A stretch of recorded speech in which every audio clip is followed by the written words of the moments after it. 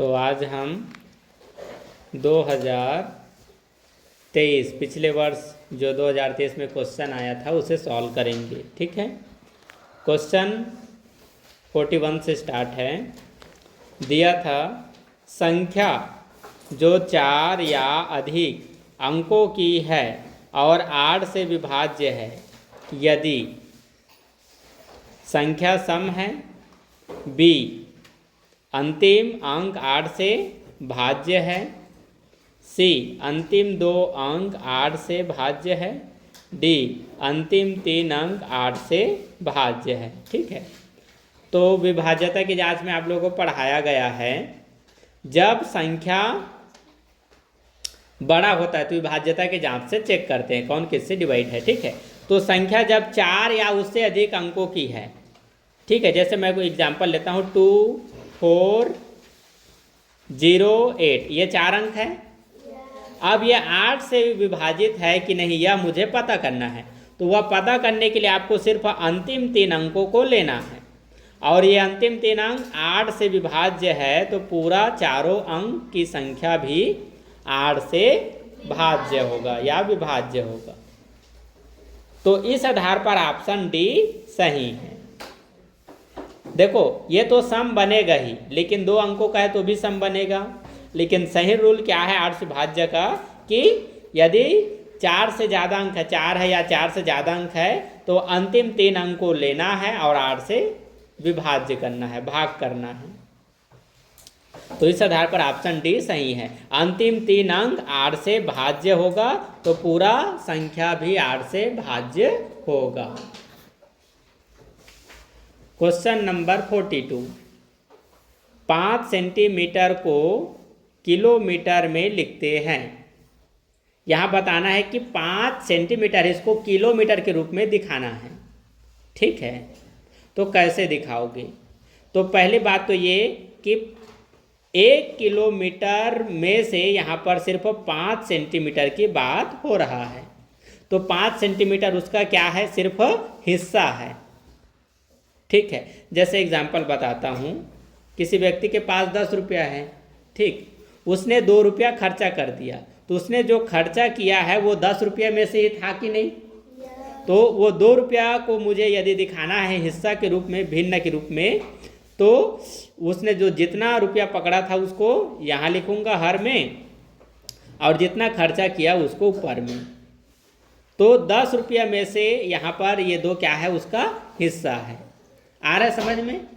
वैसे ही ये 5 सेंटीमीटर को किलोमीटर में दिखाना है। ठीक है, तो किलोमीटर क्या है, मेन संख्या है, मतलब नीचे में यहाँ पर क्या है, किलोमीटर, और ये जो 5 सेंटीमीटर बोल रहा है ये क्या है, उसका हिस्सा। ठीक, तो अब इसको कैसे हमें लिखना है ये यहाँ इम्पोर्टेंट है। ठीक, अब देखो क्या करना है, ऊपर का नंबर सेंटीमीटर में है और नीचे का नंबर किलोमीटर में, तो किलोमीटर को सेंटीमीटर में चेंज करना है। अब कुछ बातों को समझो। देखो किलोमीटर की माप को हम कैसे मापेंगे। ठीक है, सबसे पहले सेंटीमीटर से स्टार्ट करते हैं।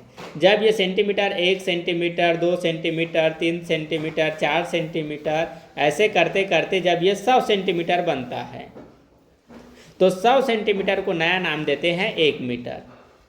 आ गए यहाँ तक समझ में? तो यहाँ से ये पता चल गया कि 1 मीटर में 100 सेंटीमीटर होता है। ठीक, अब ये मीटर को हम वैसे ही 1 metre 2 metre 3 metre 4 metre 5 metre ऐसे करते करते करते जब हम 1000 मीटर तक चले जाते हैं तो 1000 मीटर को ही 1 किलोमीटर का नाम दिया जाता है। आ गए समझ में? तो यहाँ से अब ये पता करेंगे कि 1 किलोमीटर में कितना सेंटीमीटर होता है। देखो 1 किलोमीटर या 1000 मीटर दोनों आपस में क्या है, बराबर, क्योंकि 1000 मीटर को ही 1 किलोमीटर बोलते हैं। तो आपको सेंटीमीटर में चेंज करना है ना, तो मीटर को चेंज करना पड़ेगा। देखो 1 मीटर मतलब 100 सेंटीमीटर, ठीक। तो 2 मीटर बराबर 200 सेंटीमीटर, 3 मीटर बराबर 300 सेंटीमीटर, 4 मीटर बराबर 400 सेंटीमीटर।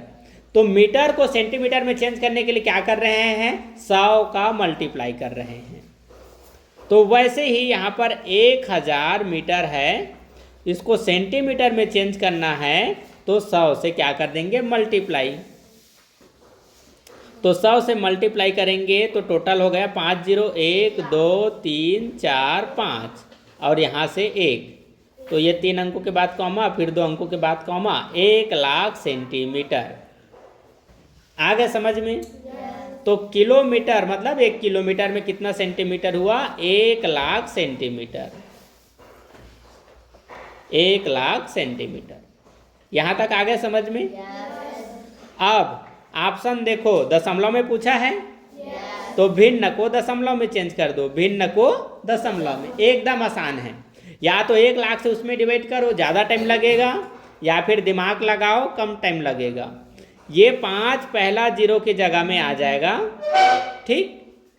और ये दूसरा 0 की जगह लेने के लिए इसके पहले कोई नंबर नहीं है, तो यहाँ पर 0 का 0, 1 2 3 4 0, ठीक है। 1 हो गया, 2 3 और ये 4 0 मैंने रख दिया। और जहाँ पर 1 है वहाँ पर लगा दो दशमलव, और दशमलव के पहले लिखो 0। अब ये ऑप्शन को ढूंढो, सी में दिखाई दिया, ऐसे बनाना है, ठीक है। अब मान लो ये पूछा जाता कि 55 नहीं 225 सेंटीमीटर को किलोमीटर के रूप में लिखो, 225 सेंटीमीटर को किलोमीटर के रूप में लिखो। तो इसको भी ऐसे लिखोगे, देखो किलोमीटर दर्शाने के लिए 1 लाख सेंटीमीटर अभी भी नीचे में रहेगा। देखो पहला 5 ये पहला 0 की जगह में लिखाएगा, और ये 2 दूसरा 0 की जगह में लिखाएगा, और ये 2 तीसरा 0 की जगह में लिखाएगा, और ये 2 0 के लिए ऊपर में कोई संख्या नहीं है उसको सेम लिखो, जहाँ पर 1 है वहाँ पर दशमलव लगा दो, और ये 0। तो ये बन गया किलोमीटर में मान। आ गया समझ में? ठीक है, तो हम इसे बना रहे थे, तो इसका आंसर है सी। क्वेश्चन नंबर 43, निम्नलिखित में से कौन सी संख्या 3 4 5 तथा 6 से विभाज्य है? इनके कहने के मतलब को समझो कि ये 3 4 5 और 6, इनमें से कौन सी एक ऐसी संख्या जिसको ये चारों नंबर डिवाइड करेगा। 3 भी उसको पूरी तरह डिवाइड करेगा, 4 भी, 5 भी और 6 भी, ठीक। देखो 3 से 36 डिवाइड है, ठीक है। 3 इसको डिवाइड करेगा, 4 भी इसको डिवाइड करेगा, लेकिन 5 इसको डिवाइड नहीं कर रहा है। सभी इनमें से चारों अंक डिवाइड करना चाहिए, ठीक है। तो ये तो ऑप्शन से गया। बी में आ जाओ, 3 से डिवाइड है, 3 से डिवाइड है, 60 4 से भी डिवाइड है, लास्ट में 0 है, 5 से भी डिवाइड हो गया, और 6 के पारा में 60 10 बार में आता है, 6 से भी हो गया। तो नंबर क्या मिल गया, बी, ठीक है। ये एकदम सामान्य तरीका है। ये जो क्वेश्चन है इसको 2-3 प्रकार से पूछेंगे। देखो यहाँ जो 60 निकाले हो, यहाँ जो ऑप्शन 60 आया है एक्चुअल में वो क्या है पता है? 3 4 5 और 6 का लघुत्तम समापवर्तक है। कोई भी नंबर जो इन सभी नंबर से डिवाइड होगा, वह नंबर इनसे डिवाइड होने वाली सबसे छोटी नंबर होगा, और इन सभी से डिवाइड होने वाली छोटी नंबर उनका क्या कहलाता है? लघुत्तम समापवर्तक, एलसीएम कहलाता है। तो इसको ऐसे भी पूछ सकते थे, 3 4 5 तथा 6 का लघुत्तम समापवर्तक क्या होगा, तो भी आएगा 60। और लघुत्तम समापवर्तक नहीं बोलेगा तो ऐसे बोलेगा, 3 4 5 6 से डिवाइड होने वाली छोटी से छोटी संख्या बताओ, तो भी इसका क्या निकालना पड़ता? लघुत्तम समापवर्तक, है ना, एलसीएम निकालना पड़ता। इसका एलसीएम निकाल लो, 60 ही आएगा, देखना 3 4 5 6। ठीक, तो यहाँ पर 3 ले लेते हैं, 3 से ये 2 1 टाइम में, 4 नहीं जाएगा 5, और 3 से ये 2 टाइम में। अब 2 ले लेते हैं, तो 4 2 टाइम में, 5 डिवाइड नहीं होगा, और 2 1 टाइम में। अब यहाँ पर 5 और 2 है तो ये अपने ही नंबर से डिवाइड होंगे। 5 2 जा 10, 10 2 जा 20, 23 जा 60 आया। तो 3 प्रकार से पूछ सकते हैं। इन सभी से डिवाइड होने वाली विभाज्य संख्या कौन सी है ये पूछे सकते हैं, तो भी आप इसका एलसीएम निकाल सकते हो। इनसे डिवाइड होने वाली सबसे छोटी संख्या क्या है बोलेंगे तो भी इनका एलसीएम निकालना है, या डायरेक्ट बोलेंगे 3 4 5 और 6 का लघुत्तम समापवर्तक ज्ञात करो तो भी वही एलसीएम निकालना है। ठीक, तो समझ गए। देखो इस क्वेश्चन के माध्यम से दशमलव संख्या को कैसे डिवाइड करते हैं वो भी सीखोगे, क्योंकि आपको दशमलव संख्या का ही डिवाइड करना है। 44 में दिया है कि 4.239 को 0.9 से भाग करने पर प्राप्त होता है। ठीक है, मतलब इस नंबर से इसमें डिवाइड करेंगे तो हमें कौन सा भागफल मिलेगा। इसको बनाने के 2 तरीके हैं। ठीक है, इसको इसमें डिवाइड करेंगे तो हमें इनमें से ही कोई नंबर मिलेगा, है ना। तो इनमें से कोई नंबर मिल रहा है, उसका ना वापस यदि आप इस संख्या से मल्टीप्लाई करोगे तो ये नंबर जिसमें मिल गया वही ऑप्शन इसका आंसर है। जैसे ये देखो, छोटा नंबर लेते हैं जिसको सब जानते हैं, जैसे कि ये 10 है और इसको 2 से डिवाइड करूंगा तो भागफल कितना मिलेगा 5। कितना मिला 5। तो अब आप देखो ऑप्शन में क्या है, जैसे इस क्वेश्चन के आधार पर पूछा गया है तो समझो ये 2 0.9 के बराबर है, मतलब इसके जैसा है, और यहाँ पर 10 जो है ये वाली संख्या को बता रहा है कि नहीं। तो इसका जो भागफल यहाँ पर 5 आया वही चीज़ यहाँ पर भागफल ऑप्शन के रूप में दिया है। तो मान लो ये 5 है और इस तरफ का ये क्या दे रखा है 2 दे रखा है और 10 है ना। आपको डिवाइड किससे करना है 2 से। तो ये 5 का ये जो ऑप्शन में दे रखा है 5, मान लो ये 5 ऑप्शन में है, तो ऑप्शन को जिससे मैंने डिवाइड किया उसी नंबर से मल्टीप्लाई करता हूँ।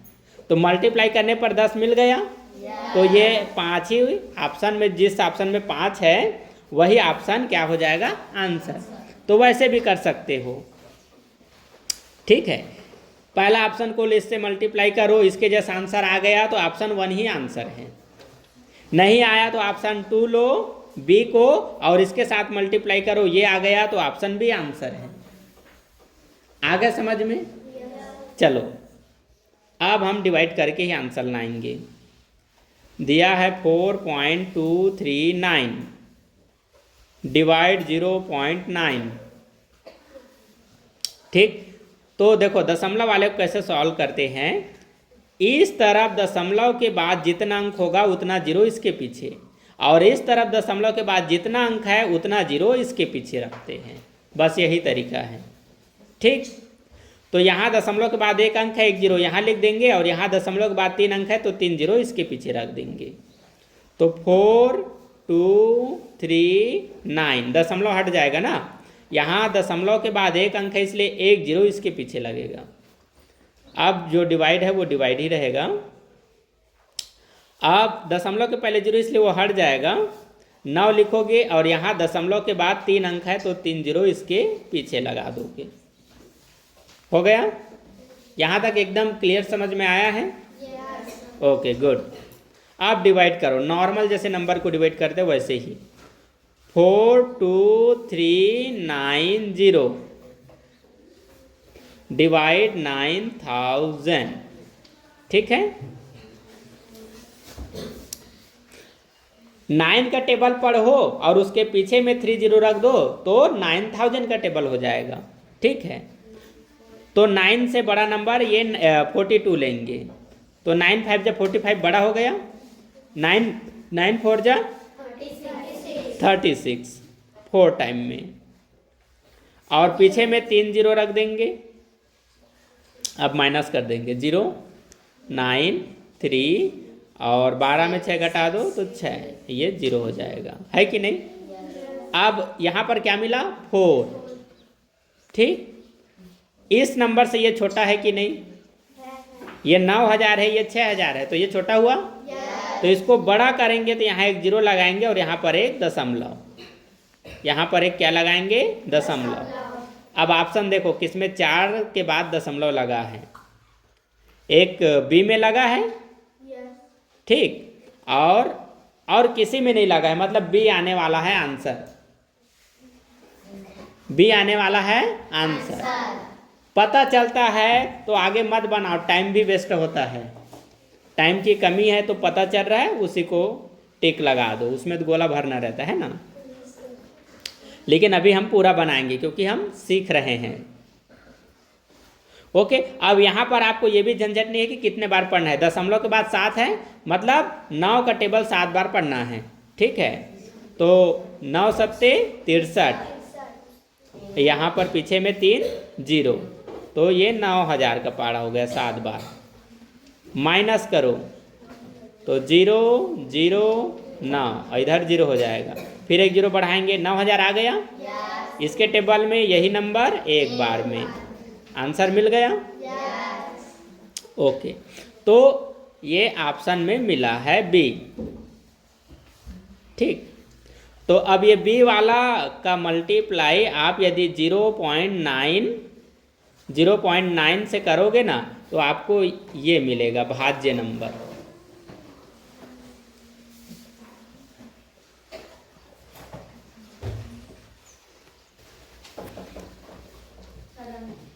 क्वेश्चन नंबर 45, मेरी घड़ी पर समय 7:05 प्रातः है या 25 मिनट आगे है, सही समय क्या होगा बताना है। तो क्या करोगे, जितना मिनट आगे है उसको इसमें माइनस करोगे, ठीक। तो देखो ऐसे क्वेश्चन में माइनस कैसे करते हैं, नॉर्मल माइनस से अलग होता है। इधर ध्यान दो, 7:05 हुआ है, तो 7:05 ये प्रातः का समय हो गया, 25 मिनट आगे है, तो इसमें अब आपको 25 क्या करना है, माइनस करना है, ठीक है। तो ऐसे करके यदि आप माइनस कर रहे हो तो गलत कर रहे हो। 5 में 5 घटा दिए 0, इसको 10 बनाकर 2 घटा दिए तो कितना बच गया 8, फिर इसमें 1 कम कर दिए तो ये 6, गलत घटा है, ऐसे नहीं घटाते हैं। देखो कैसे घटाते हैं, घड़ी वाली समय को, नीचे वाला मिनट है, ऊपर वाला भी मिनट, तो ऊपर के मिनट को बड़ा बनाएंगे, ऊपर के मिनट को बड़ा बनाते हैं, ठीक है। तो क्या करेंगे, यहाँ पर जो 7 घंटा है इसमें से 1 घंटा निकालेंगे तो क्या बचेगा 6 घंटा।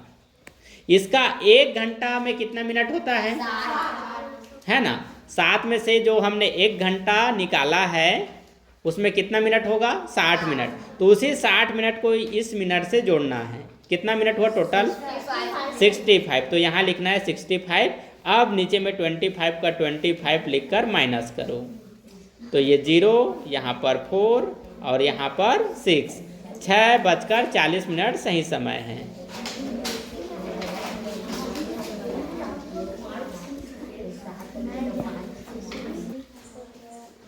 क्वेश्चन 46, 80 विद्यार्थियों का एक समूह पिकनिक पर गया, तो पिकनिक में जाने वाले कुल बच्चे कितने हैं 80, ठीक। इस समूह में 20% लड़कियां हैं, ठीक। तो 80 बच्चों में से 20% लड़कियां हैं, तो यहाँ पर निकालना पड़ेगा 80 का 20%, तो 80 का 20% जितना बना उतना ही लड़की गया है पिकनिक में,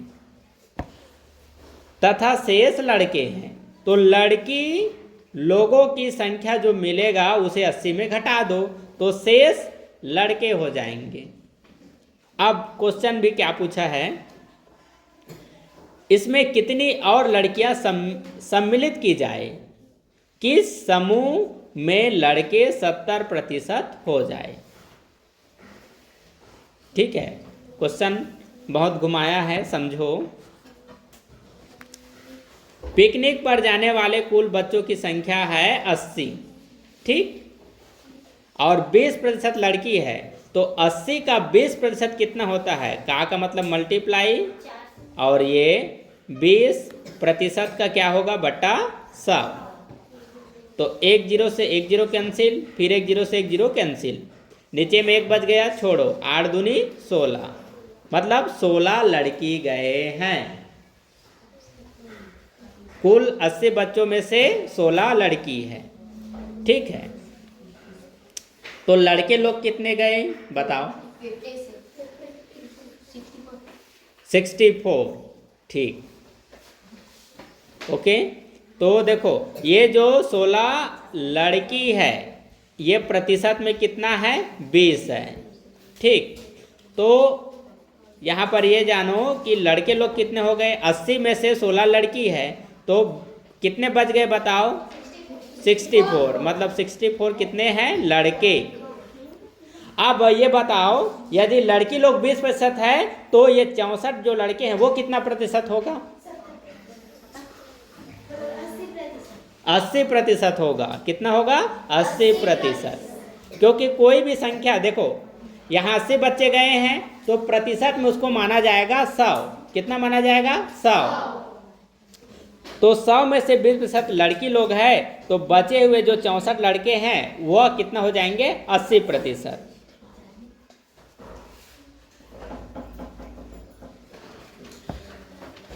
अब यहां से एक चीज समझो, क्वेश्चन में क्या बोला है देखो, इसमें कितनी और लड़कियां सम्मिलित की जाए। ये 16 लड़की है, अब इसी में 16 लड़की में और कुछ लड़की को इसमें शामिल करने को बोल रहा है 16 में, ठीक। तो उतने लड़की को शामिल करो कि लड़कों का प्रतिशत 70 हो जाए, तो लड़कियों का प्रतिशत कितना हो जाएगा बताओ? 30 हो जाएगा। कितना हो जाएगा? 30। तो अर्थात इसको ना देखो ऐसे बनाना है, पिकनिक पर जाने वाले कुल बच्चे हो गए 80, 80 में से लड़कियों को शामिल करने की बात हो रहा है, तो लड़कियों की संख्या कितना था? 16। तो जब लड़कियों की संख्या 16 था तो वह प्रतिशत में 20% था। यहां तक आ रहा है समझ में? अब लड़कों की संख्या 70 करना है, तो इसमें से हम 10% घटा रहे हैं कि नहीं? तो लड़कों की संख्या हो गया 70%। तो ये जो 10 घटाए हैं, तो ये 10% को हमें किस में जोड़ना पड़ेगा? लड़कियों की संख्या में, है ना। तो यहाँ 20% था, इसमें अब 10% और जोड़ दिए, तो ये कितना बन गया? 30%। तो ये जो 10% हमने 20 में जोड़ा है वह यहाँ पर लड़कियों का कितना संख्या बनेगा तो पता नहीं है, हमें पता नहीं है, पता भी नहीं कर पा रहे हैं। तो क्या करते हैं? प्लस माना कि लड़कियों की संख्या 1 से रख दिए। अब इसको सॉल्व कर दो।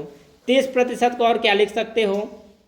30/100, 16 + x बटे 80 बराबर 30% का मतलब 30/100, ठीक। अब देखो ये तो x वाला है, तो 16 और x को नहीं जोड़ सकते हो, याद रखना, ठीक है। तो ये भिन्न संख्या है, तो भिन्न संख्या बराबर के बाद है ना, तो पहला भिन्न का जो नीचे वाली नंबर होता है इसका इससे भिन्न के साथ मल्टीप्लाई होते आता है, ठीक। तो अर्थात आप यदि 30/100 में ये 80 का इसके साथ क्या करते हो? मल्टीप्लाई, तो मल्टीप्लाई होने पर ये ऊपर में लिखाएगा, देखो ऐसे लिखाया है ना ये 80, ठीक। तो इसका मतलब ये 80 को ऊपर में रखना है, ये, ठीक। इसके 1 0 से ये 1 0 कैंसिल, फिर 1 0 से ये 1 0 कैंसिल, तो 8 तिया कितना हो गया? 24, 8 तिया 24। यहाँ पर बचा है 16 + x और ये बराबर, और इन तीनों का सॉल्व करने पर वैल्यू कितना आ गया? 24। अब पक्षांतर करोगे, ऐसे वाला बताया था, ठीक है। देखो एक बराबर के पहले एक एक्स है और बगैर एक्स वाला है और इस तरफ बगैर एक्स, तो इसको इस पार ले आऊँगा तो इस तरफ कुछ भी नहीं बचेगा, इसलिए इस तरफ जो बगैर एक्स वाला है उसको इस पार ले जाऊँगा बराबर के बाद वाली संख्या में, राइट हैंड साइड है ना। तो इस पार बच जाएगा एक्स और जो बराबर के बाद 24 है वो वहीं पर रहेगा और इसको इस पार लाएंगे तो प्लस का क्या हो जाएगा माइनस। तो x का वैल्यू 24 में 16 घटा दो 8, x बराबर क्या आया 8। अर्थात यहाँ पर जो हम 10% लड़कियों की संख्या में बढ़ाए हैं, है ना, तो ये जो 10% हम बढ़ाए हैं मतलब कि हमने 8 लड़की यहाँ पर बढ़ाया है। तो इसमें सिर्फ ये पूछा था कि कितने लड़की शामिल किया जाए कि लड़कों का प्रतिशत 70 हो जाए, तो यहाँ पर 8 लड़की और शामिल किया जाएगा। यदि नहीं समझ में आया तो इतना वीडियो फिर से रिपीट करके देखो, ठीक है, स्टार्टिंग से।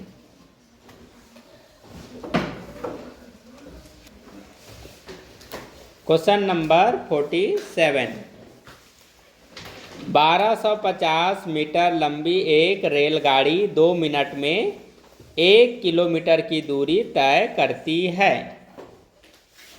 यह रेलगाड़ी दूसरी रेलगाड़ी को 4 मिनट में पार कर लेती है। खड़ी रेलगाड़ी की लंबाई क्या होगी बताना है। तो सबसे पहले ध्यान दो कि इस क्वेश्चन में चाल नहीं दिया गया है, चाल आपको पता करना है। देखो इसमें क्या दिया है, ये 1250 तो रेलगाड़ी की लंबाई है, रेलगाड़ी की ये क्या है लंबाई, मतलब 2 रेलगाड़ी है तो ये पहली रेलगाड़ी की लंबाई हो गया, ठीक। अब यहाँ पर देखो समय दिया है 2 मिनट और दूरी दिया है 1 किलोमीटर, दूरी दिया है 1 किलोमीटर, ये तो समझ रहे हो। तो दूरी और समय दिया है, सॉरी दूरी और समय दिया है तो क्या पता करते हैं, चाल। तो बताओ इसका चाल कितना होगा, यहीं से बताओ। 500 मीटर होगा, वेरी गुड। कैसे, देखो यहाँ पर यह पता चल रहा है कि 2 मिनट में 1 किलोमीटर की दूरी तय किया जा रहा है और चाल बराबर क्या होता है, यूनिट इकाई।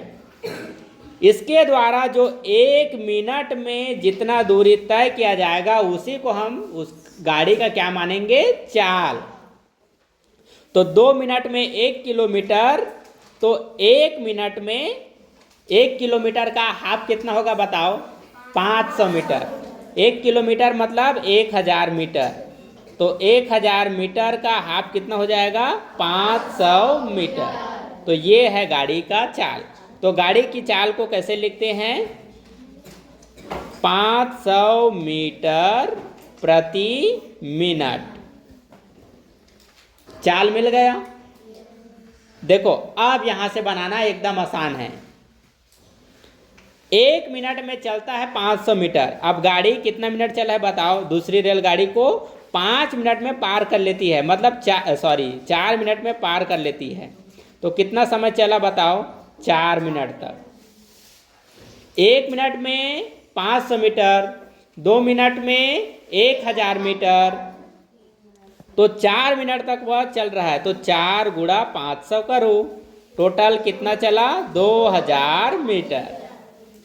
अर्थात दूरी कितना बन गया, 2000 मीटर। ठीक है, दूरी कितना बन गया, 2000 मीटर। तो यहाँ पर ये जो 2000 मीटर है, एक्चुअल में ये क्या है पता है, ये पहली रेलगाड़ी और दूसरी रेलगाड़ी दोनों की लंबाई है। ठीक है, ये पहली रेलगाड़ी और दूसरी रेलगाड़ी दोनों की क्या है, ये लंबाई है। तो ये 2 रेलगाड़ी की लंबाई है, तो 2 रेलगाड़ी की लंबाई में से ये पहली रेलगाड़ी 1250 है, उसको इसी में माइनस कर दो। 1250 पहली रेलगाड़ी को इसी में माइनस कर दो लंबाई को। तो 5 इसमें कम कर दो, 9, ये 7 और ये 0, 750 मीटर। तो जो खड़ी हुई रेलगाड़ी है उसकी लंबाई कितना हो जाएगा, 750 मीटर। ये देखो सिंपल था, सिर्फ आपको पता करना था गाड़ी का चाल कितना है। तो गाड़ी का चाल था 1 मिनट, ठीक है, पर मिनट में 500 मीटर की दूरी। तो 1 मिनट में 500 मीटर की दूरी तय कर रहा है, तो 4 मिनट तक चलेगा तो 2000 की मीटर दूरी तय करेगा। तो ये कुल दूरी जो है दोनों रेलगाड़ी की लंबाई का योगफल दर्शाता है। तो उसी में पहली रेलगाड़ी की लंबाई को घटा देंगे, दूसरी रेलगाड़ी की लंबाई पता चल गया। क्वेश्चन नंबर 48, रहीम ने दिनेश से 10 अंक अधिक प्राप्त किए। जॉर्ज ने रहीम से 25 अंक कम प्राप्त किए। सभी तीनों के अंकों का योगफल 235 है। जॉर्ज ने अंक प्राप्त किए। ऐसे क्वेश्चन को बनाने के लिए कनेक्शन ढूंढना है, उस व्यक्ति को ढूंढना है जिससे कोई व्यक्ति कम पा रहा है और कोई उसी से ज्यादा पा रहा है।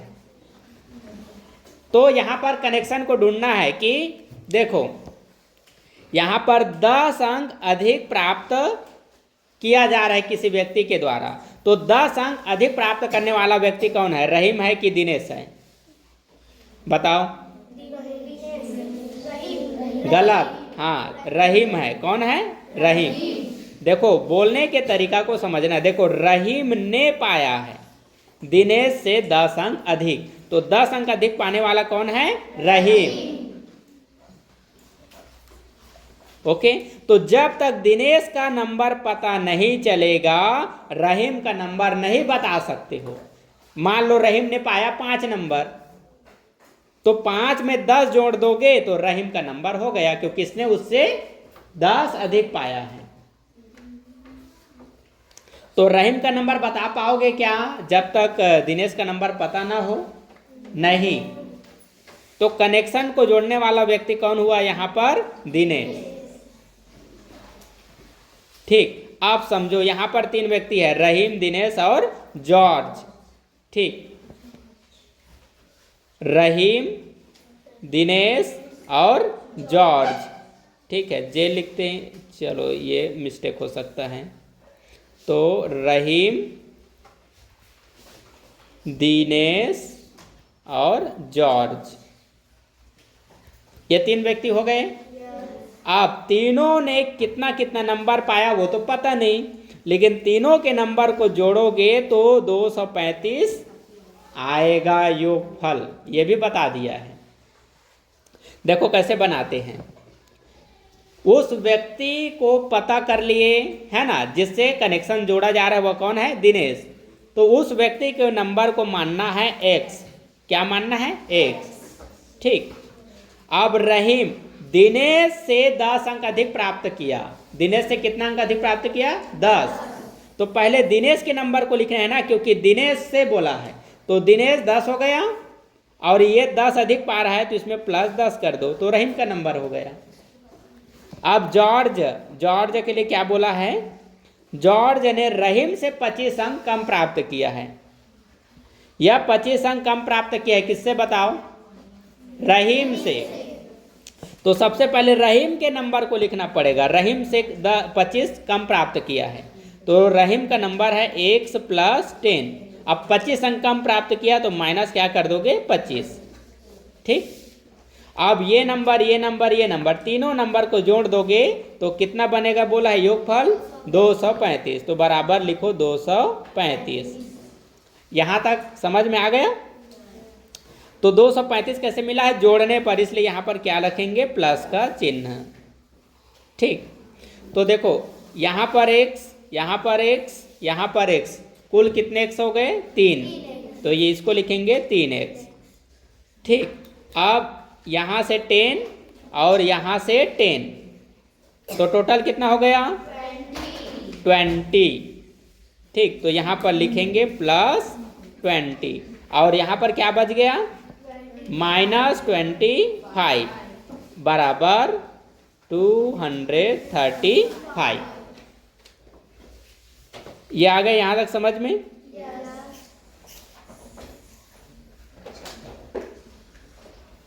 यहाँ पर इन दोनों को सॉल्व भी कर सकते हो। प्लस का 10 और माइनस का 25, एक में प्लस का चिन्ह है, एक में माइनस का, क्या होगा संख्या बताओ?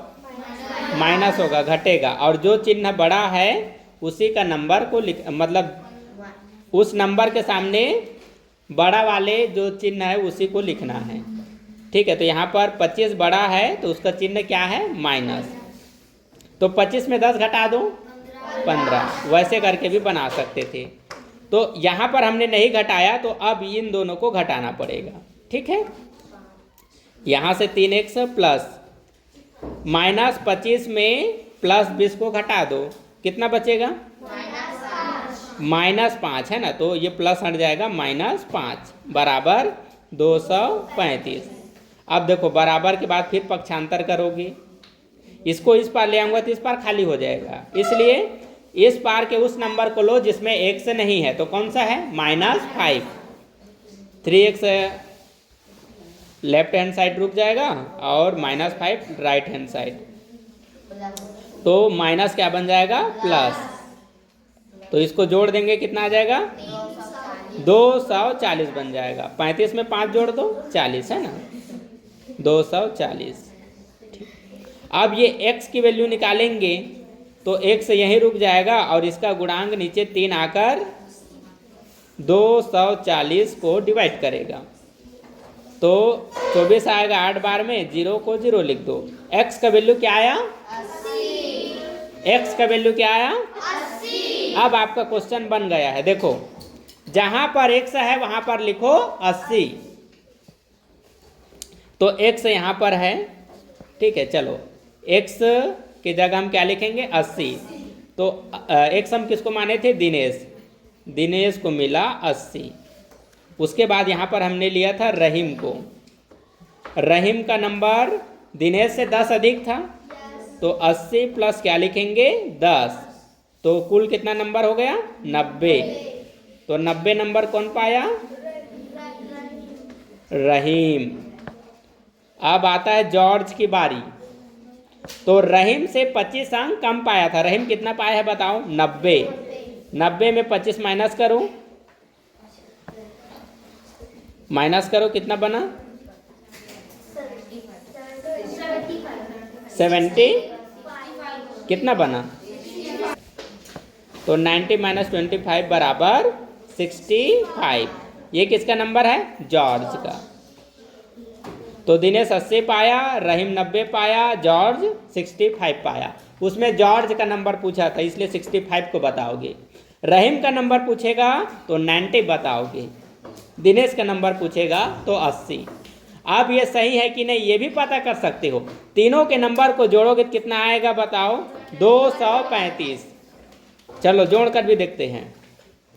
90, 80, 65, ये 5 और 9 और 8 17, 17 और 6 23। आ गया आंसर? ओके। तो इस प्रकार के क्वेश्चन को ऐसे ही बनाया जाता है। ठीक है,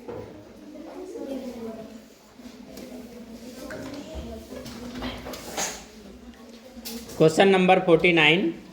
10 × 10 प्लस मंझला कोष्टक 400 डिवाइड बड़ा कोष्टक 400 डिवाइड मंझला कोष्टक 100 माइनस छोटा कोष्टक 50 - 3 × 10 कोष्टक 12, इसका वैल्यू क्या होगा? सरलीकरण करने पर क्या प्राप्त होगा पता करना है। ठीक है, तो ये क्वेश्चन बनाना आसान है। सबसे पहले छोटा कोष्टक सॉल्व करेंगे। तो छोटा कोष्टक यहाँ से यहाँ तक। ठीक है, तो पहले 10 का 3 से मल्टीप्लाई करो 30। अब 30 को 50 में माइनस करो 20, कितना आया? 20। ठीक, अब ये 20 और ब्रैकेट के बाहर कौन सा चिन्ह है? माइनस। माइनस के बाद कौन सा नंबर दिया है? 100 है ना। तो 100 में 20 माइनस करो 80, कितना आया? 80। ठीक, यहाँ तक बना 80। अब उसके बाद कौन सा चिन्ह है? डिवाइड, और उसके पहले 400। 0 से 0 कैंसिल कर सकते हो। 8 के पहाड़ा में 40 5 बार में। तो यहाँ तक का सॉल्यूशन बना 5। ठीक, अब इस ब्रैकेट के बाहर प्लस है, फिर 10 × 10 है, तो पहले मल्टीप्लाई सॉल्व होगा। 10 × 10 कितना हो जाएगा? 100। 100 और +5 करो तो 105 आंसर। ऑप्शन कौन सा है? डी है। 360 ग्राम 3 किलोग्राम का कितना प्रतिशत है? अच्छा, यहाँ ये बताओ 3 किलोग्राम अधिक है कि 360 किलोग्राम अधिक है? 3 किलोग्राम है ना। तो बताओ कितना ग्राम होने पर 1 किलोग्राम बनता है? 1000। तो अभी 1000 भी नहीं हुआ है, 360 है ना। तो क्या करना है, इसको आपको भिन्न में बदलना है, उसके बाद उसको प्रतिशत में चेंज करना है। तो भिन्न को प्रतिशत में चेंज करने के लिए क्या करते हैं? 100 से मल्टीप्लाई। ठीक, तो क्या करोगे? टोटल वेट कितना है? 3 किलोग्राम। ठीक है, तो 3 किलोग्राम का ये 360 किलोग्राम कितना होगा? सॉरी, ये ग्राम है ना, ये ग्राम है और ये किलोग्राम है। तो ऊपर वाला ग्राम है तो नीचे को भी ग्राम में चेंज करो, है ना। तो ये 3 किलोग्राम को ग्राम में चेंज करने के लिए 1000 ग्राम से मल्टीप्लाई करोगे तो 3 किलोग्राम मतलब 3000 ग्राम बन गया। दोनों ग्राम हैं। ठीक, तो ये दोनों ग्राम हो गया। अब इसको प्रतिशत में चेंज करना है। किस में चेंज करना है? प्रतिशत में चेंज करना है तो 100 से मल्टीप्लाई करते हैं, ऊपर में लिख दो 100। 1 0 से 1 0 कैंसिल, फिर 1 0 से 1 0 कैंसिल। ठीक, अब ये भी 1 0 से 1 0 कैंसिल, तो 3 के पहाड़ा में 36 आएगा 12 बार में, 12%। Option A. Question number 51। एक वस्तु के क्रय मूल्य और विक्रय मूल्य का अंतर 240 है। यदि लाभ 20% है तो विक्रय मूल्य क्या होगा बताना है। विक्रय मूल्य को तब तक नहीं बता सकते कि जब तक आपको क्रय मूल्य ना पता चले। देखो कैसे बनाना है। अच्छा, ये बताओ यहाँ पर लाभ हो रहा है कि नहीं? हो रहा है ना। देखो यहाँ पर बोला है 20% का लाभ होता है, तो इसको जो लाभ हो रहा है प्रतिशत में 20 है और संख्या में 240 है, तो यहाँ 20% का मतलब 240 रुपये का लाभ से है। तो लाभ की स्थिति में क्रय मूल्य बड़ा होता है कि विक्रय मूल्य? विक्रय मूल्य। तो यहाँ पर लाभ निकला गया है ना, तो विक्रय मूल्य माइनस क्रय मूल्य। ठीक है, तो विक्रय मूल्य और क्रय मूल्य का जो अंतर है वह कितना है? 240 रुपया है और प्रतिशत में 20% है। तो 20% क्या है? लाभ, और संख्या में वही लाभ कितना है? 240। प्रतिशत में 20 तो संख्या में 240।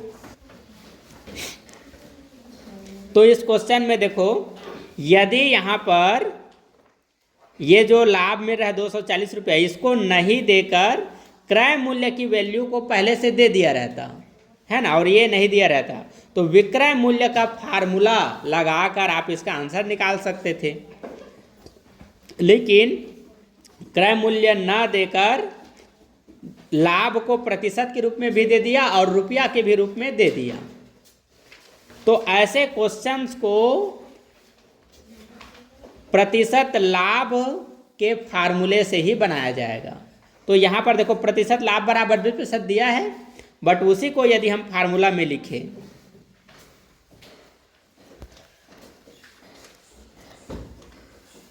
प्रतिशत लाभ, ठीक है, तो प्रतिशत लाभ बराबर होता है, प्रतिशत लाभ बराबर होता है लाभ गुणा 100 बटे क्रय मूल्य।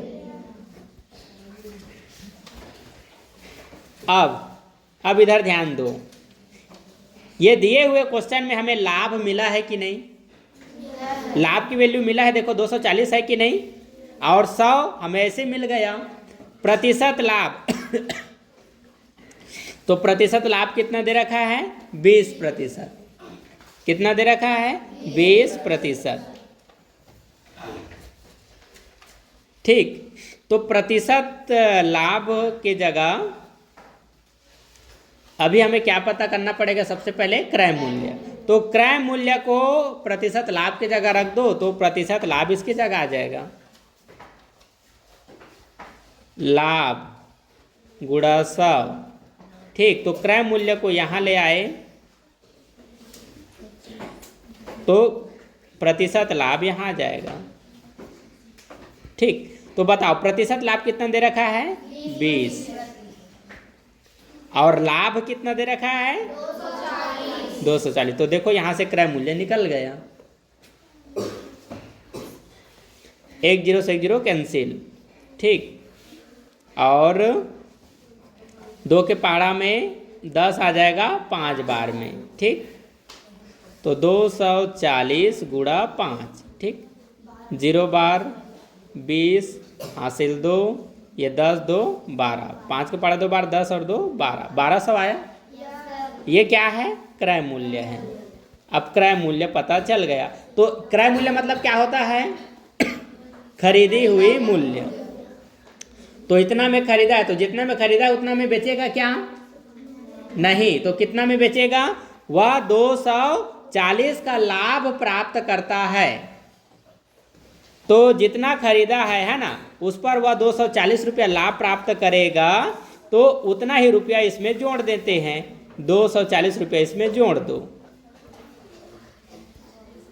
ये तो इतना रुपया में बेचेगा, तो 1200 उसका खुद का रुपया हो जाएगा और 240 उसका लाभ हो जाएगा। तो ये बेचा हुआ रुपया ये है, अर्थात विक्रय मूल्य हमें मिला 1440 रुपया। नहीं आया समझ में क्वेश्चन, आ गया। तो इसे देखो प्रतिशत लाभ की वैल्यू ही दे रखा है और इसी का वैल्यू रुपया में भी दे रखा है। तो इसको बनाना है प्रतिशत लाभ के फार्मूले से।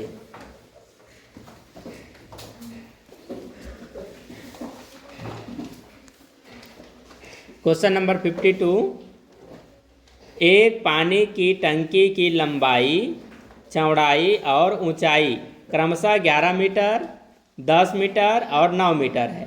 यह टंकी पानी से 6 मीटर की ऊंचाई तक भरी हुई है। पानी की टंकी का कितना भाग खाली है। तो यहाँ देखो लंबाई, चौड़ाई और ऊंचाई की बात हो रहा है। तो लंबाई, चौड़ाई और ऊंचाई तीनों अलग अलग है। तो किस प्रकार की आकृति के बारे में बात हो रहा है बताओ, घनाभ। और घनाभ का तीनों भी मध्य रखा है, तो क्या निकालना पड़ेगा, आयतन।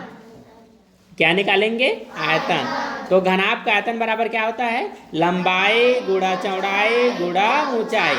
तो यहाँ पर निकालेंगे घनाभ का आयतन 11 गुणा 10 गुणा 9, तीनों मीटर मीटर में है। ठीक, तो यहाँ पर घनाभ का आयतन निकाल दो। और दूसरा चीज इसमें क्या बोला है, यह टंकी पानी से 6 मीटर की ऊंचाई तक भरी है। पानी टंकी की ऊंचाई कितना है, 9 मीटर है। तो 9 मीटर में से 6 मीटर की ऊंचाई तक भरा है। ठीक है, तो अब यहाँ पर एक अलग आयतन निकल जाएगा, पानी भरा हुआ। ठीक है, भरी हुई पानी का आयतन। ये जो आयतन है ये क्या है, पूरा टंकी का आयतन है। और ये यहाँ से यदि 6 मीटर की ऊंचाई तक बस लेते हो तो भरी हुई पानी टंकी का आयतन होगा। मतलब नहीं समझ पा रहे हो, पहले मैं इसको बताता हूँ। ये आयतन मतलब क्या है कि टंकी में कुल कितना लीटर पानी आएगा। तो यदि पानी टंकी की ऊंचाई लंबाई 11 है, चौड़ाई 10 है, ऊंचाई 9 है, तो टंकी में कुल कितना, टंकी का क्षमता कितना है, उसका आयतन कितना है ये पता कर लेते हैं। तो 11 गुणा 10 110, 110 गुणा 9 करते हैं। ठीक है, हाँ 990। 990, देखो इसका माप किस में है, मीटर में, तो क्या लिखाएगा, घन मीटर। टंकी में कुल 990 घन मीटर पानी भरा जाएगा, लेकिन उतना नहीं भराया है। उसमें से कहाँ तक भराया है, 6 मीटर की ऊंचाई तक। तो जो चौड़ाई है वो तो जो लंबाई है वो लंबाई ही रहेगा, 11 का 11, और जो चौड़ाई 10 है वो तो 10 ही रहेगा। ऊंचाई 9 में से कहाँ तक भराया है, 6 तक, तो यहाँ पर मल्टीप्लाई क्या करोगे, 6। तो ये पानी टंकी, भरी हुई पानी टंकी का आयतन है, और ये कुल पानी टंकी का आयतन है। तो बताओ 3 मीटर की ऊंचाई तक अभी पानी भरने को बचा है कि नहीं। 9 मीटर ऊंचा था तो उसमें से 6 मीटर भराया है, तो अभी 3 मीटर बच गया कि नहीं। तो वो जो खाली जगह है उसमें कितना पानी आएगा वो बताना है। तो वो बताने के लिए क्या करेंगे, इसका भी अब हम क्या निकालेंगे, आयतन। तो ये कितना हो गया, 1110, और 1110 में 6 गुणा करो,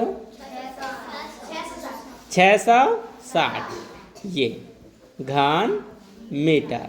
ठीक, अब ऑप्शन को देखो, भिन्न में पूछा है सबका, 1/4, 1/3, 1/6, 2/3 दिया है कि नहीं।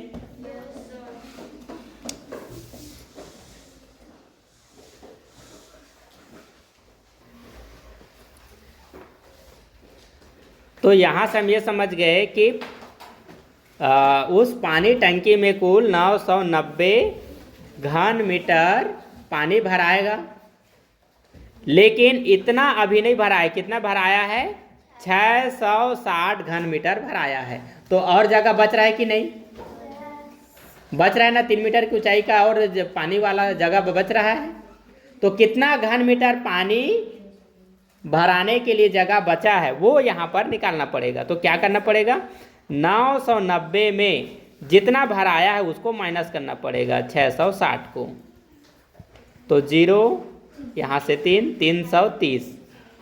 330 घन मीटर की जगह बचा है, अर्थात इतना लीटर पानी अभी भराने को बचा है। तो अब इसको इस प्रकार भिन्न में दिखाने के लिए क्या करते हैं कि पानी टंकी में कुल जितना पानी भराएगा उसे नीचे लिखते हैं, 990 घन मीटर कुल पानी भराता है। तो उसमें से कितना भाग बच गया है भरने के लिए, 330 घन मीटर बचा है। तो 1 0 से 1 0 कैंसिल, 33 के पहाड़ा 33 में एक बार में, और ये 99 3 बार में। तो 1/3 ऑप्शन बी आया। ऑप्शन कौन सा आया, बी, 1/3, यही आंसर है। तो यहाँ पर मिस्टेक कर रहे थे कुछ।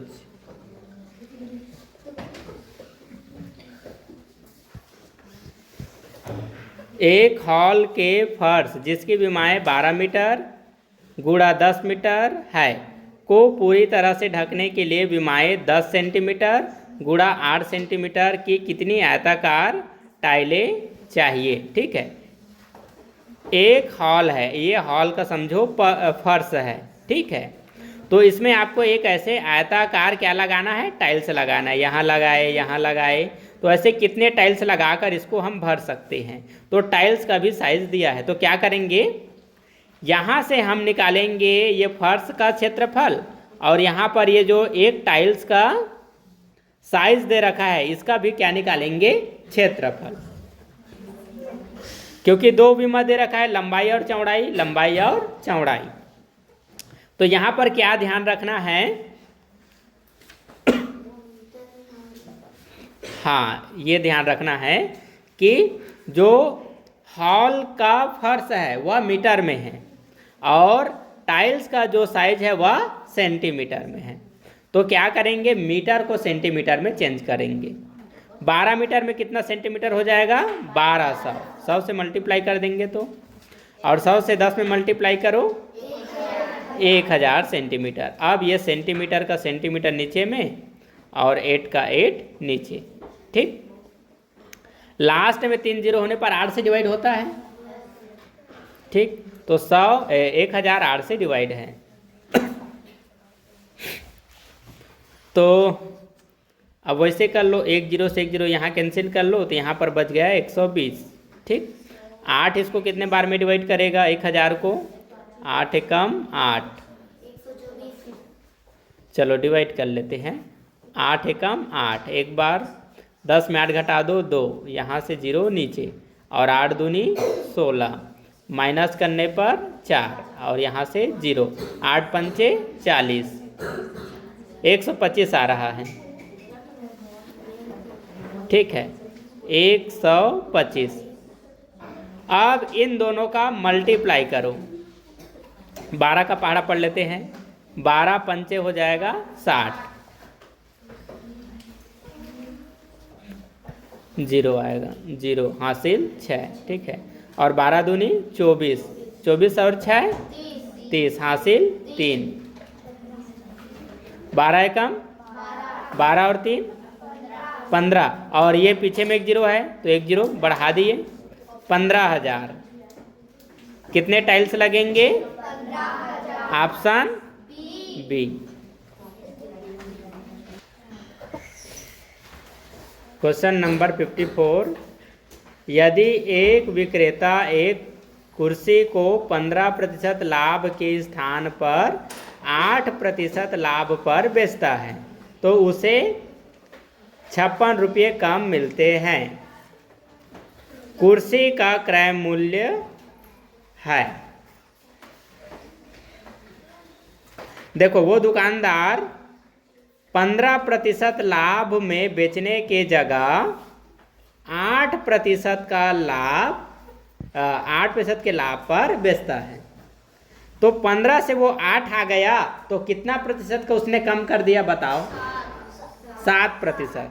कितना प्रतिशत कम किया? 7। ठीक, अर्थात यहाँ से ये पता चल रहा है कि विक्रेता ने अपने प्रतिशत लाभ की मात्रा में 7% का कमी किया। कितने प्रतिशत का? 7% का। अर्थात ये जो 7% कमी किया, यही 7% की कमी 56 रुपया के बराबर है, ये यहाँ पर बोला गया।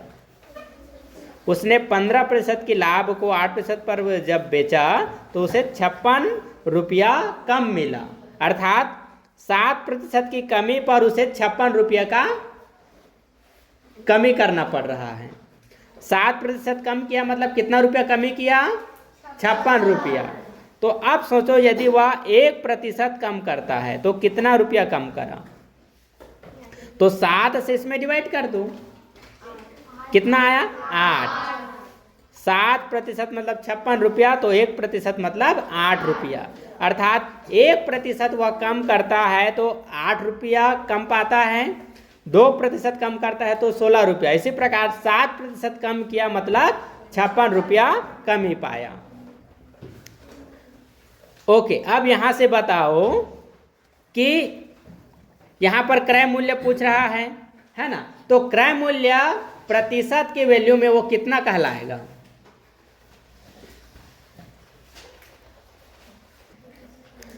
तो यहां से ये ध्यान दो कि जो क्रय मूल्य होता है, ठीक है, जैसे एग्जांपल अभी मैंने दिया कि मैंने एक मोबाइल खरीदा 15,000 में, ठीक है, तो मेरे पास या मैंने जितना रुपये में खरीदा तो मेरे पास जो रुपया था वह प्रतिशत में कितना होता है? 100%।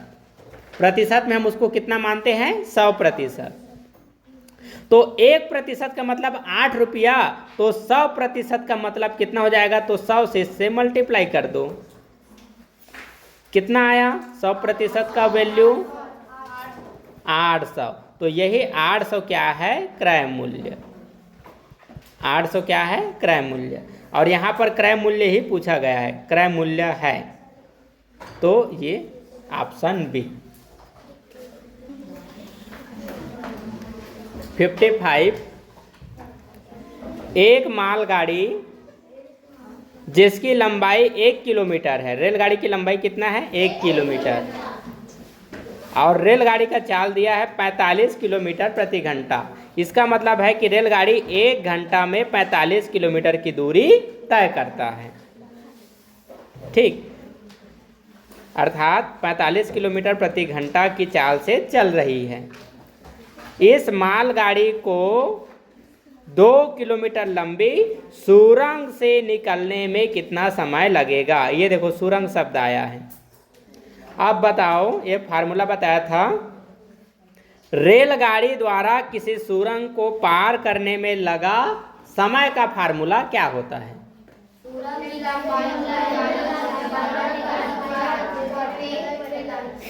ठीक, कुछ ने सही बोला। किसी रेलगाड़ी द्वारा सुरंग को पार करने में लगा समय, अर्थात यहाँ पर समय का ही फार्मूला लगेगा। अब बताओ समय बराबर क्या होता है, दूरी बटे चाल। ओके, तो यहाँ पर सुरंग शब्द भी जुड़ा है ना। तो देखो दूरी में जो रेलगाड़ी की लंबाई है वो भी जुड़ेगा। रेलगाड़ी की लंबाई कितना है, 1 किलोमीटर, तो 1 लिखो। और जो सुरंग की लंबाई है वो भी दूरी में जुड़ेगा। तो सुरंग की लंबाई कितना है, 2 किलोमीटर, तो ये बन गया दूरी। अब नीचे में क्या दिया है, चाल। तो चाल बराबर देखो दिया है ये 45 किलोमीटर प्रति घंटा, तो नीचे में लिख देंगे 45 किलोमीटर प्रति घंटा। अब ऑप्शन देखो किस में दिया है, मिनट में। ऑप्शन किस में दिया है, मिनट में।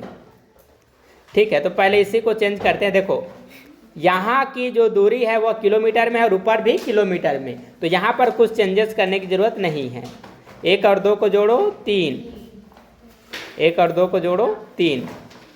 ठीक है, यहाँ पर ये नहीं था ना, हाँ 45 था। ठीक है, अब इसका लोएस्ट फॉर्म निकलेगा, निकलेगा 3 के पहाड़ा में 1 बार में, और ये कितने बार में, 3 एकम 3, और 15 आ जाएगा 5 बार में, 1/15। तो यहाँ पर ये जो समय है, ये हम समय निकाले हैं ना, तो 1/15 कौन सा समय कहलाएगा, घंटे का समय कहलाएगा। कौन सा समय कहलाएगा, चाल किस में था, किलोमीटर प्रति घंटा में था, तो समय क्या हो जाएगा, घंटा। तो यहाँ पर समय घंटा में है और ऑप्शन पूछा गया है मिनट में। तो घंटा को मिनट में चेंज करने के लिए 60 से मल्टीप्लाई करते हैं। तो 1/15 में 60 से मल्टीप्लाई करोगे तो ऊपर लिखना है 60 को, तो 15 के पहाड़ा में 60 आया 4 बार में, और 4 गुणा 1 करो 4, तो 4 minute answer, option D. Question number 56, 5555 को लिखा जाता है। देखो 5000 बोला है, ठीक है, क्या बोला है, 5000, 5555 को लिखा जाता है। तो कॉमा लगाना आता है, 3 अंकों के बाद लगाते हैं। यहाँ शुरू ऑप्शन में लगा दो, तो ये 5055, अरे शुरू में बन गया, नहीं बना है, ये 5055 बना, लेकिन क्या बोला है, 5555 बोला है, तो ये ऑप्शन गया। अब इसमें जाओ, 3 अंकों के बाद कॉमा लगाना है, तो 5505 बना, ऑप्शन बी भी नहीं आया। अब इसमें आओ, 3 अंकों के बाद कॉमा, तो 5550, सी भी गया। 3 अंकों के बाद कॉमा, 5555 आ गया, ऑप्शन डी।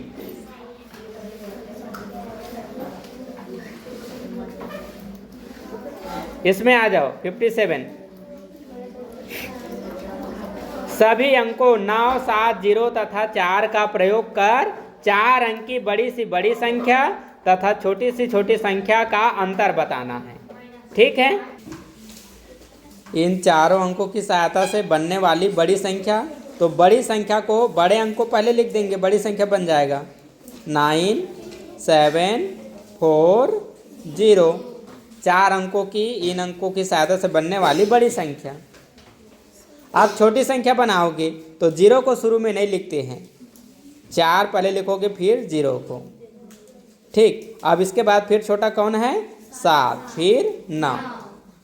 तो बड़ी संख्या छोटी संख्या, फिर इनका बोला है अंतर, इनका बोला है अंतर। तो माइनस कर दो, 10 में 9 घटा दो 1, इसमें 1 कम तो ये बन जाएगा 3, फिर 13, 13 में 7 घटा दो 6, तो इसमें 1 कम कर देंगे 6, 6 में 0 घटा दो 6, और 9 में 4 घटा दो 5। आंसर ऑप्शन डी आया। क्वेश्चन नंबर 58, दो संख्याओं का योगफल 8 है तथा उनका गुणनफल 15 है, इनके व्युत्क्रमों का योगफल क्या होगा? दो संख्या का योगफल क्या है? 8, और उन्हीं दो संख्याओं का गुणनफल कितना है? 15। तो सबसे पहले ऐसे संख्या को ढूंढना है जिसको आपस में जोड़ दो तो 8 बने और आपस में गुणा कर दो तो 15 बने। तो इसको ढूंढने के लिए गुणनफल को पहले इस्तेमाल करना है, गुणा को। तो ऐसे कौन कौन से नंबर है जिसका आपस में मल्टीप्लाई करने पर 15 बनता जाएगा और जोड़ने पर 8? यहाँ से देखो, 1 का 15 से गुणा करूँगा तो 15 बनेगा, ठीक है। यहाँ पर आ रहा है गुणनफल, ठीक है, और यहाँ पर हम लिखेंगे योगफल। जोड़ने पर कितना बन गया? 16। ये आंसर नहीं आया। गुणा करने पर तो 15 आया, लेकिन जोड़ने पर कितना आना था? 8, ठीक। और क्या करने पर मल्टीप्लाई 15 बने, गुणनफल 15 बनेगा? 3 गुणा 5। हाँ, इसके बाद 3 गुणा 5, तो गुणनफल आया 15 और योगफल आया 8, मिल गया। तो वह संख्या है 3 और 5। लेकिन ये नहीं पूछा है, क्या पूछा है? इनके व्युत्क्रमों का योगफल क्या होगा? अब बताओ, व्युत्क्रम मतलब क्या होता है? उल्टा। तो बताओ ये 3 का उल्टा क्या होगा? 5। कैसे? देखो, हमें दो संख्या मिल गया 3 और 5, तो इसका व्युत्क्रम क्या होगा?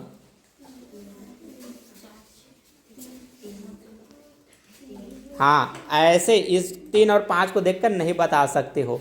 3 का मतलब क्या है? 3/1। 5 का मतलब क्या है? 5/1। अब दिमाग आप लोगों का चलेगा। तो इसका उल्टा बताओ। हाँ, 1/3, याद रखो, है ना। 3 का व्युत्क्रम क्या हो जाएगा? 1/3, क्योंकि 3 को हम लिख सकते हैं 3/1। तो अब इसका व्युत्क्रम हो जाएगा 1/3। 5 का व्युत्क्रम 1/5, और इतना में ही सब इसको नहीं बना पाते। इसका क्या बोला गया है? योगफल। तो क्या करना पड़ेगा? प्लस। इसका एलसीएम कितना आ जाएगा? 15।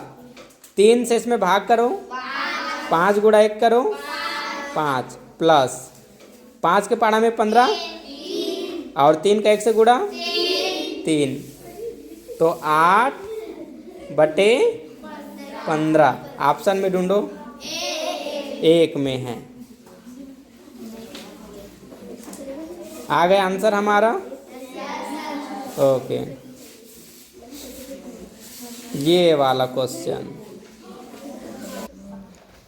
Question number 59, 2 square into 3 cube into 5^5। ठीक, अब देखो यहाँ पर लगा है कॉमा, ठीक। तो यहाँ तक एक संख्या हो गया, यहाँ तक दो संख्या। तो जब भी लघुत्तम या महत्तम निकालते हैं तो कम से कम दो संख्या होता है, ठीक, 2 या 2 से अधिक होता है।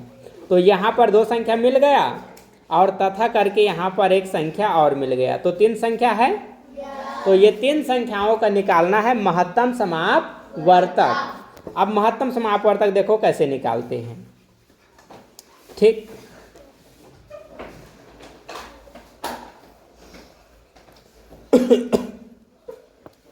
तो यहाँ पर एचसीएफ निकालने के लिए हमें इन तीनों संख्या में कॉमन बेस को निकालना है, कॉमन बेस वाली संख्या को पहचानना है। देखो, ये जो नीचे में बड़ा 2 है उसे बोलते हैं बेस नंबर, और ऊपर में छोटा सा 2 है उसको बोलते हैं पावर नंबर। तो ये 2 बेस है और इसका पावर 2 है, 3 बेस है और ऊपर में 3 है वो पावर, नीचे में 5 है उसको बेस बोलेंगे और ऊपर में जो पावर 5 है उसको हाँ उसको पावर बोलेंगे। ठीक, तो बेस और पावर समझ में आ गया। तो जब एचसीएफ निकालते हैं ना तो ऐसे नंबर को ढूंढते हैं जिसका बेस या आधार एक बराबर होता है, सब में एक जैसा हो, तीनों संख्या में। तो जैसे यहाँ पर 2 है तो दूसरी संख्या में भी 2 है और ये तीसरी भी संख्या में 2 है, तो तीनों में मिल गया आधार वाला। तीनों संख्या में आधार एक बराबर है, वह संख्या कौन सा है? 2। ये समझ में आया? ओके, तो आगे समझना आसान है। अब फिर से यहां पर 3 है, देखो यहां पर 3 है, इसको मैं से लाइन को बनाए रखता हूं, नहीं तो तुम लोग ये कॉमा के उस पार भी चले जाओगे तो गड़बड़ हो जाएगा। 3 संख्या अलग अलग है, उसे पहचान में अपना बनाए रखना है। ये पहला है, ये दूसरा है और ये तीसरा है। ठीक है, तो 2 बेस सभी में कॉमन था। अब यहाँ पर 3 को लेते हैं, तो 3 यहाँ पर है, पहला मिल गया, दूसरा में भी 3 है, तीसरा में भी 3 है, तो यहाँ पर मल्टीप्लाई क्या लिखेंगे? 3। आगे समझ में? अब 5 को देखते हैं, यहाँ पर 5 है, दूसरा में भी 5 है, तीसरा में भी 5 है कि नहीं? तो यहाँ पर क्या लिखेंगे? 5। ओके, तो यहाँ पर तो खत्म हो गया। अब दूसरा संख्या में देखो, यहाँ पर 7 है, लेकिन 7 पहला संख्या में है क्या? और तीसरा में है? यस, लेकिन तीनों में रहेगा तभी लिखोगे। तो यहाँ पर 3 संख्या में से सिर्फ 2 संख्या में है, इसलिए 7 को नहीं लिखना है। ओके, अब यहाँ पर 13, तो 13 ये तीसरी संख्या में है, लेकिन दूसरा में है क्या? पहला में है क्या? तो 3 को भी नहीं लिखोगे। यहाँ तक आगे समझ में? अब एचसीएफ नंबर कौन सा होगा यह जानने के लिए क्या करना है, यहाँ पर हमने 2 लिखा है, तो सबसे छोटा पावर 2 का कौन सी संख्या में है देखना है। देखो पहला वाला में पावर 2 है, दूसरा वाला में 3 है पावर, और चौथा वाला में 4, तो सबसे छोटा पावर कौन से नंबर के साथ में है? ये पहली वाली संख्या पावर 2 है, तो सबसे छोटे पावर को इसमें लिखना है।